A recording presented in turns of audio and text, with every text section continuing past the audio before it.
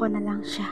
Sa araw-araw, puso ko ay winawasak at patuloy na sinasaksak kahit na ito'y durog at wasak. Di ko alam bakit pa ako lumalaban sa labanan na alam kong una pa lang ako italunan. Di ko rin alam bakit pa ako nakipaglaro sa tadhanang mapaglaro na sa huli ako naman ang talo. Talo ako kasi nahulog ako ng lubos sa'yo kahit alam kong di ako ang iyong gusto. Di ko alam bakit ako naging malungkot sa araw at gabi na puno ng sakit at puot. Hindi ko naman pwedeng sabihin na ako na lang. Dahil sa aming dalawa, alam kong siya ang lamang. Sa sinabi mo pa lang na mahal mo siya, doon pa lang ako'y talo na. Talagang mahirap magagusto sa taong iba ang gusto. Ako'y nasasaktan ng patago. Sobrang hirap.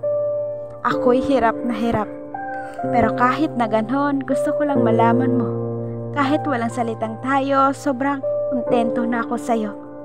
Kahit ano pang sabihin ng mga mapanghusgang tao. Hindi ko alam kung saan ako kukuha ng lakas ng loob para sabihin sa'yo na ikaw lang talaga at wala nang iba. Dahil iba na ang aking kutob. Sana talaga ako na lang siya.